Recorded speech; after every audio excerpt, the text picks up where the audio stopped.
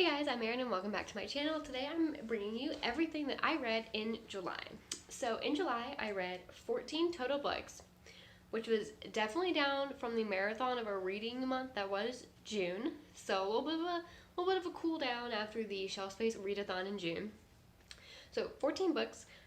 Of those I read 5 fantasy, 4 romance, 2 mystery thriller, 2 contemporary fiction, and 1 historical fiction. So I had a little bit more of a genre spread than I have been reading the past couple months. It was also an interesting reading month because for the first 2 weeks of the month, I was very burnt out from work because I was still traveling. I was very done with traveling.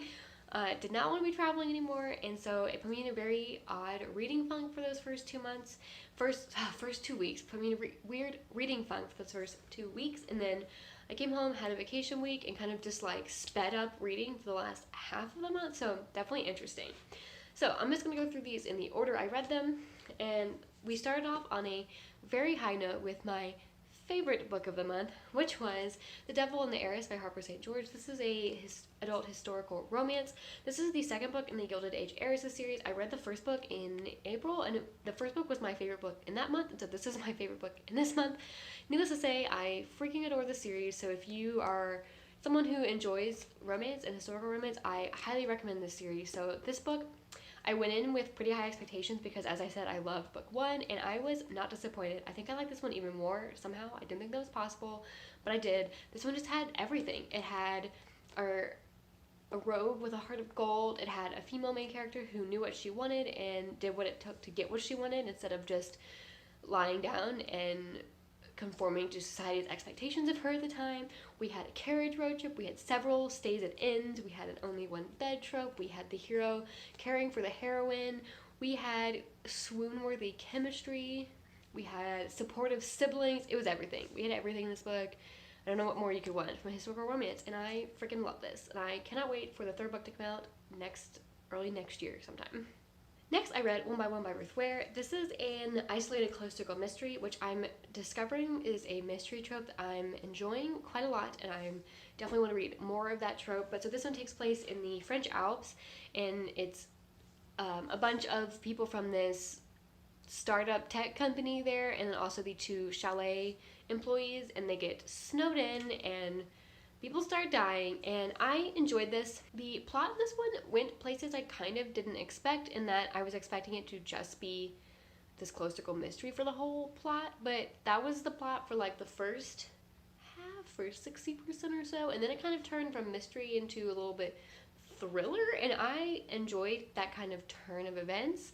I wasn't expecting it. I also definitely bounced between several different guesses of like who was the killer, and I kept not being able to decide who I thought it was, and I think I decided like right before it was revealed, which is kind of how I like it in books. I like figuring it out right before the reveal so that I feel smart for figuring out, but I'm not spending the whole entire book being like, it's obvious who it is, why have you not figured it out book. But I definitely enjoyed this one, and I think this is my 3rd Ruth Ware book, and this was probably my 2nd favorite of the 3 I've read from her. Next, I read The Burning Page by Genevieve Cogman. This is the 3rd book in the Invisible Library series, and this series is just a nice palette cleanser between longer fantasy books. They're never super long. They're all about this length, and they somewhat follow the kind of adventure of the week style so far. I mean, there's more books, and maybe they stop following that format, but so far they tend to follow that format, although this one seemed to have equal amounts adventure of the week as well as addressing kind of an overarching throughout the series plot that's kind of happening in tandem. And yeah, I thought this was solid. I do still think that the first book is my favorite of the series, but this is certainly a good installment and definitely furthers kind of that overarching plot into what I assume it'll kind of start building up more and more through the end of the series into like a big ending of the series. And I will say my one regret was waiting so long to read this one between the second one, because it like referenced some things from the second one that I couldn't quite remember. Like there was a secondary character in this one that had appeared in the second one. I just could not quite remember what she had done in the second one. I think it would have been a little bit better if I'd remembered that, but I think that's really more on me, more so than the book itself. But if you enjoy the kind of adventure of the week kind of style, I think this series is definitely a good one for you. And yeah, it's just a solid palette cleanser series, and I plan on picking up the 4th one in the next probably 2 to 3 months. It's just another one to throw in. Next, I read A Princess in Theory by Alyssa Cole. This is a contemporary romance. This is my third Alyssa Cole book, but my first of her contemporary. I have read her horror and her sci-fi romance. And this one was probably my biggest disappointment of the month. This was just okay. The first half of this book started out pretty solid. It definitely wasn't in favorite territory, as there were a couple things I didn't like. Namely, I did not like the best friend character in this book. I found her very obnoxious, and I did not like her relationship with our main character. It was just not a healthy relationship, and I didn't enjoy reading about it. And then there was a hidden trope identity that I wasn't super into in the first half of this book, but I was like, all right, we'll see where this goes. It's going to kind of depend on how it lands for how I really feel about it. But in the first half, our two main characters' interactions were really cute. They were really good. I thought they were making a great couple in this first half, so I was still enjoying it. But at the halfway point in this book, they move locations, because the premise of this book is our hero is the prince of this African country, the Solo, and the heroine was from that country but moved to America when she was really young, and her parents died, so she has no idea she's from that country. And unbeknownst to her, when she was a toddler, she and this prince were engaged, and since her parents died shortly after they moved to America, she has no idea about any of his background. So the prince is trying to find her, is trying to contact her and be like, you're supposed to marry me, let's do it. And so in the first half, the prince is hiding his identity from her. They meet in a way that she doesn't know he's a prince, and like she doesn't recognize him as this prince of this country. And so in the second half, they do end up going to this country, and it just got boring. Like, the second half was just boring, and that brought it down for me. I also did not like the way the hidden identity trope was wrapped up. I think it could have been wrapped up much better than it was. And because of that, it was okay. It was an okay book. I don't think I'll continue this series, but I am interested in trying out Alyssa Cole's other contemporary series or her historical romance, since I have enjoyed other stuff by her before. Just maybe not continuing this series, because the second book's about the best friend, and I really did not like the best friend at all. So next I read The Queen of Attolia by Whalen. This is the second book in the Queen's Thief series. So when I finished the first book, I think January, I when I read it, I was on the fence about the series, but I heard the first was the weakest and the rest were better. So I decided to keep on. But one thing I didn't like about the first book is it was just kind of a boring plot for the first 75%. It had potential, but it didn't get there. But the end was really exciting, and the end hooked me into wanting to find out more. So I decided to read the second one, and I am glad to say I did like this one much better than the first. It continued in much of the same vein that the first one ended in. Like, the things that happened that had hooked me is much of what happened in this one. I thought the plot was just more exciting in this one. It felt a lot less boring. This one was very much a plot revolving around a lot of political maneuvering between the two queens and a king, between these three countries, and I just became more attached to the characters in this one. The characters, again, in the first book, some of them more than this book, not all of them are. Some of them continue in this book, and I just felt more attached to them in this book than I ever did in the first one, and I just had more emotional investment in this one. So I'm definitely glad I continued. I am interested in reading the third one and continuing with this series. So yeah, definitely do not regret continuing on with the second one. Next, I listened to The Good Sister by Sally Hepworth on audio, and first I'll say I think this book really cemented that mystery thriller is my preferred genre to listen on audiobook. I don't listen to audiobooks that often, but I have picked them up here and there over the past year and a half, and I found that the ones I've just enjoyed the listening experience the most have all been the mystery thrillers I've listened to. Something about listening to mystery thriller just hooks me so much. And I definitely think I might pick up more mystery thriller audiobooks. But onto the actual content of this book, I adored this book. This was probably my second favorite read of the month. This book was so good. I started listening to this book on Friday afternoon and then finished it in 24 hours. It was so good. I structured my day on Saturday around being able to listen to audiobook. I found chores to do around the house so that I could keep listening. It was so good. I think the main character, Fern, was such a great character. I was so invested in her story and I was really rooting for her throughout this, and I just think the way this author started to reveal things was very gripping. It was one of those where I could feel some things were off with other characters and plot lines, but I couldn't figure out what, and so it was just great. It was the perfect amount of hints to be what's going on there, without being like obvious. And I adored this. I'm definitely interested in picking up more by this author after reading this one because it was so good. Next, I read The City of Brass by S.A. Chakraborty, and I very much enjoyed this. I really liked both of our narrators. I thought having both points of view was a great choice. We have one point of view from Nari, who's this like newcomer who doesn't really know much about Daevabad, and then we have Ali, who's lived and grown up in Daevabad, and I think that was a really good choice to really round out the world building so you could see the city from kind of both lenses. As well, this plot was full of things I enjoy reading about in fantasy plots. There was a lot of political intrigue. There was like conspiracies and like a lot of background like class and social struggles, and those are just things I really like in reading about in my fantasy, so I very much enjoyed that. And I enjoyed the characters. I definitely was getting attached to some of them, was, rooting for some of them. I'm very excited to continue following them. I will say the one thing that was a detractor in this one that I think will get better with this just reading more of the series is that I had a really hard time in this one keeping straight the like which tribes hated who and why. It was like they told a lot of the backstory in different chunks throughout the book, but I just had a hard time remembering it. Like we'd be like, oh, this character hated this character because of this historical reason. I'd have to like stop and be like, okay, but like why again is that a thing? And like why does this person hate this person? And it was just for whatever reason just didn't stick in my head. But I think that'll get better as I read the series, just as more exposure to it. So yeah, definitely glad I picked this up and definitely excited to continue with books 2 and 3. Next, I read a historical fiction, The Pull of the Stars by Emma Donoghue. This takes place during the, I think, Spanish flu epidemic in Dublin, in I guess like 100 years ago or so. And this was just okay. It had some things going for it that I really liked. I really enjoyed the development of our main narrator, Julia's relationship with one of the second women in the story, Brittany. I just thought their development of their relationship was really good. I also liked both of those characters on their own. I thought they were very interesting characters, especially Brittany. As you story goes on, you kind of learn more about her life and you just start really feeling for her circumstances and also like admiring her, just like her outlook on life. So I thought she was a really good character in this book.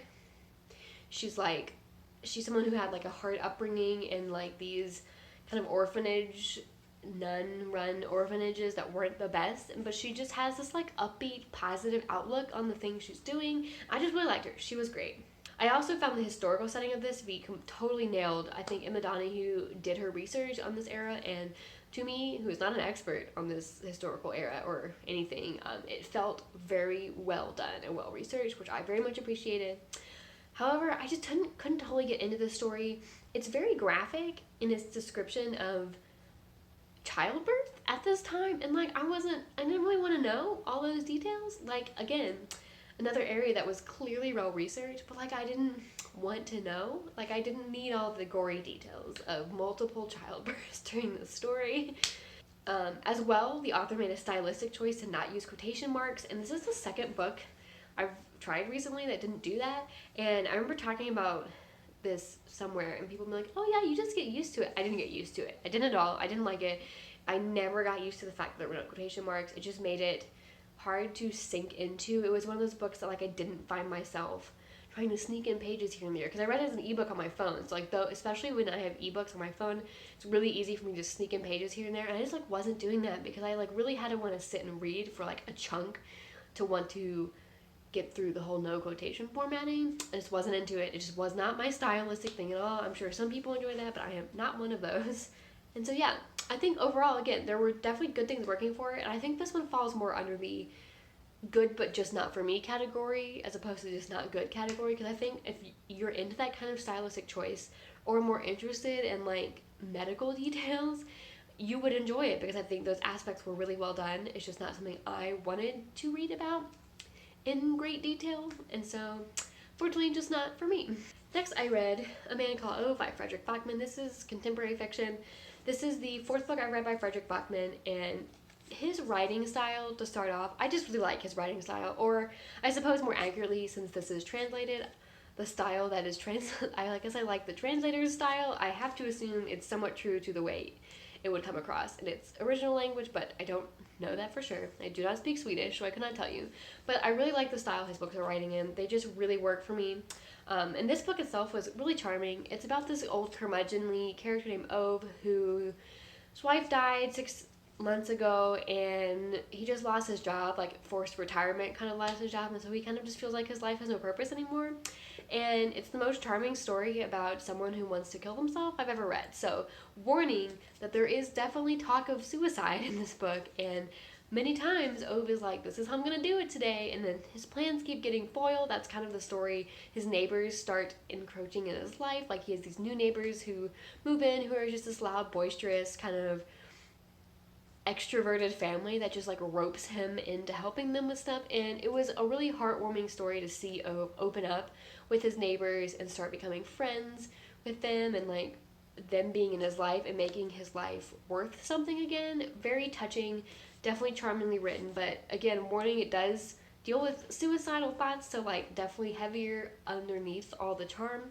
I will also say, while I did very much enjoy this book, I did not fall into the story as much as I have with other books I've written by Backman. I enjoyed it, but it just didn't hit that favorites note like his other 3 I read did, but I still definitely would recommend this one. It's just not my favorite by him.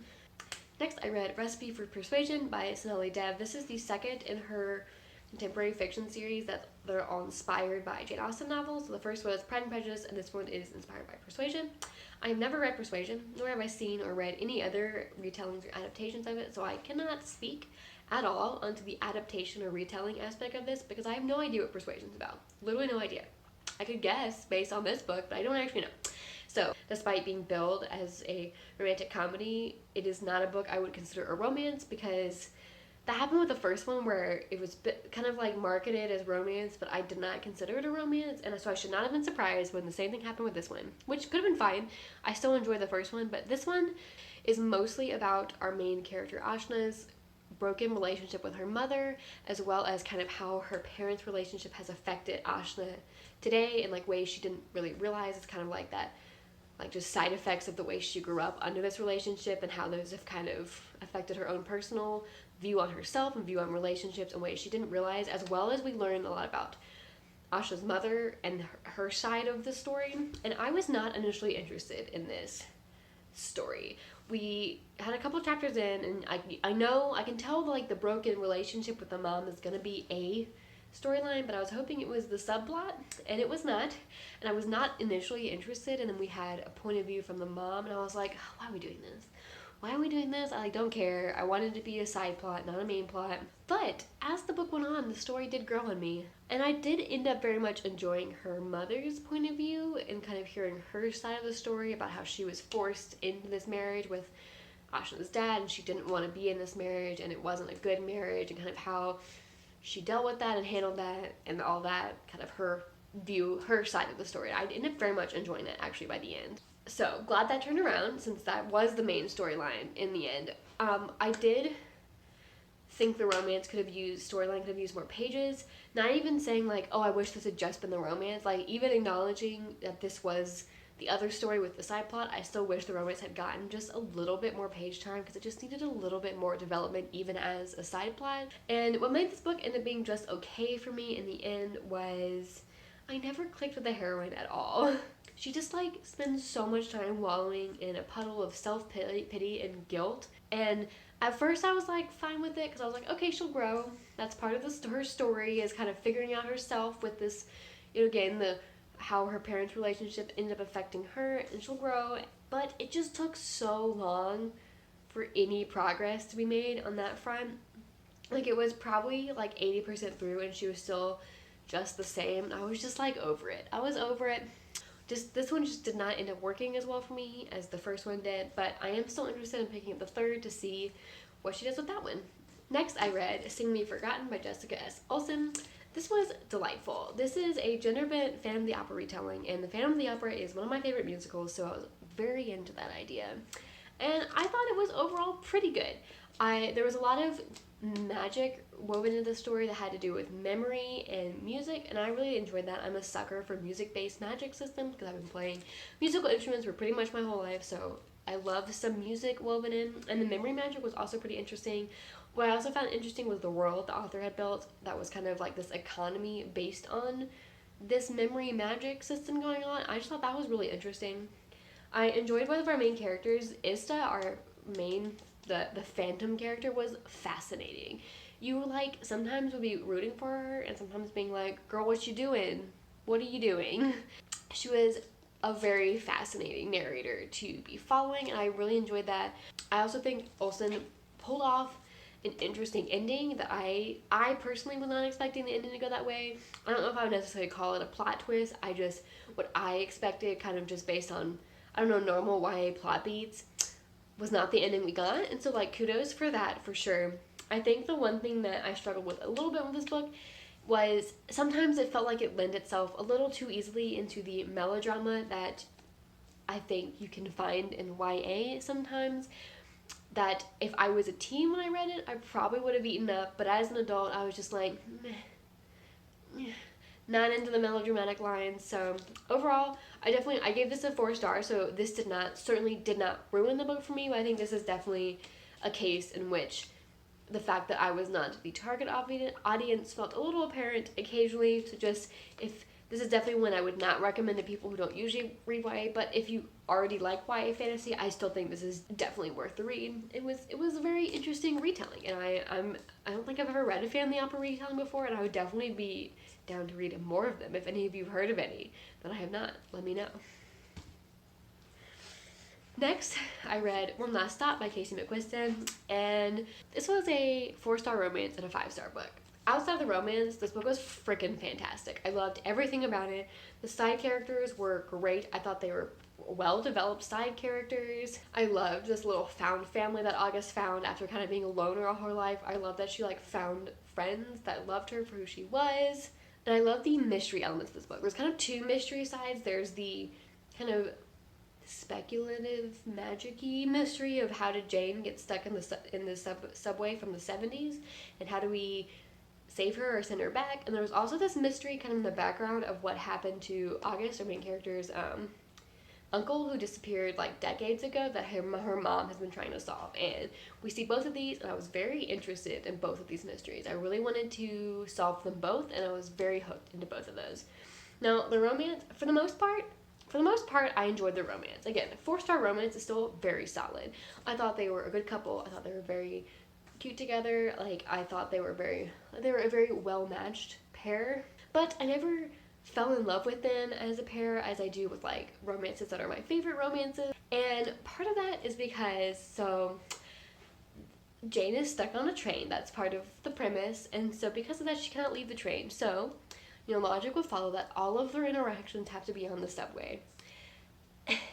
And so, because for plot reasons, they literally cannot leave the subway, when they started getting all, started making out, I was like, okay, I don't, like, love the, like, mental image of this, like, them on the middle of a crowded subway, because if I'm on, the subway in my city, and people are, like, making out on the train, it makes me very uncomfortable. But I was like, okay, I can get down with the making out. I understand, the context that they literally cannot go anywhere else. Alright, we can be cool with that.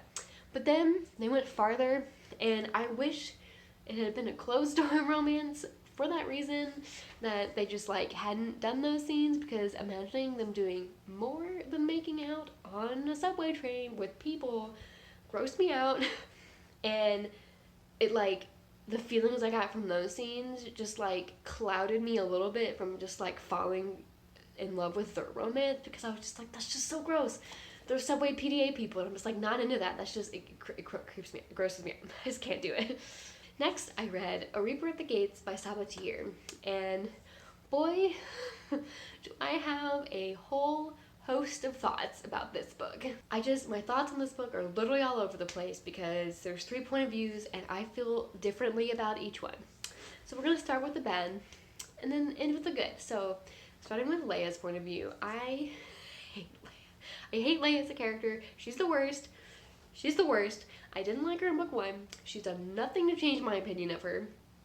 In book 1, she came off as incredibly incompetent, and she still does. But now, with, like, book 2, without getting too deep into spoilers, she's, like, done things that are, like, notable events. But I'm sitting here like, how the heck did Leia pull these off. Like, she's not good at stuff. Like, she's not competent in the role she's in. And so it feels like these like events that are now attached to her name are just totally unearned. And all the points in this book, what really got me was any moment where she was trying to be heroic and like, oh, we have to take down this person. It just came off as weirdly whiny and also super fake.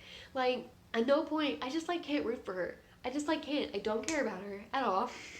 I also don't enjoy the direction her plotline has gone, because from the first book, the plot's kind of like to this. Also, there's definitely like a ship happening with Leia and Elias, and I just don't care at all. I like don't think they're good together. I have no desire to see them to be together in a romantic way. So the couple scenes we got kind of talking about that were just like, ugh, because I just didn't care. I just like don't care if they're together. So like these scenes, what should have were certainly written to be more emotional, impactful, were just nothing. There's nothing. So, anyways, on to Elias's point of view. I have a lot of thoughts on Elias's point of view, because here's the thing. I really liked Elias as a character coming out of book 1, but I don't really care about where his story's gone. It's like Elias and Leia's stories are both kind of the more magical side of the world and stories. I'm just like, in this series specifically, I'm just like not as into the magic side of these stories. So I still like Elias's character, and there are some interesting things going on with his character, but I just don't I'm not super invested in his storyline. So I feel much more positive about his point of view chapters than Leia's, just because I like him better as a character. But I'm still not super invested in his storyline with the djinn and everything. And that brings me to Helene. Helene, the light of my life, the reason I breathe. I adore Helene. Helene is one of my favorite YA fantasy characters. I love her as a character. Her plotline is also the one I'm very interested in. It's much more of the kind of like military political plotline, and I'm much more interested in that one. And so she's really the reason I finished this book. I finished this book for Helene, and I will read book 4 for Helene because I love her forever and always. And the last book I read this month was Bombshell by Sarah MacLean. This was an e-arc that I got, and this book comes out August 24th, I think. It's either 24th or 31st, I'll confirm. And this is the first book in a new historical romance series from her called the Hell's Bells series. And so the whole setup is that it's following the Hell's Bells, who is a girl gang who exacts vengeance upon men in society who are like dirtbags, but because the way society works, they don't have any consequences. Like, they say rude things to women and no one says anything, because that's just the way society works in Victorian England, right? And I very much enjoy this setup. It's so good. And I just thought this book as a whole was delightful. Cicely was a delight. She was the strong character. She was like this badass girl who's like, this is what I'm doing and you can't stop me. I don't need you to protect me. I can fight my own battles. And I was very here for her. I loved Caleb, who was just gone for the heroin immediately. There's definitely, I think, there was like some backstory where they met prior to this novel. I think they appear in previous Sarah MacLean novels, but I have not read any others, so I can't confirm that. And he's just gone for her from the get-go, totally gone, but he has like his own reasons as to why he can't pursue that or won't. And I thought they just had, they had a great romance, they had great chemistry, very into them. I will say the middle part of this book slowed down a little bit. It was not as explosive, and it didn't have the spark the beginning and ending parts did that really hooked me. That was kind of the one detractor, where I just wish the middle had kept it up with it like the first and third did. But overall, very much enjoyed this. It was also more action-packed than I expected. I'm not sure if that's normal, again, for Sarah MacLean's books. I haven't read hers. But this one definitely had a lot more action. It had a little bit of suspense thrown in there here and there, and I enjoyed it. And I definitely will be continuing this series when they get published. So, if you've read any of these books, let me know what you thought of them in the comments, and I will see you in my next video.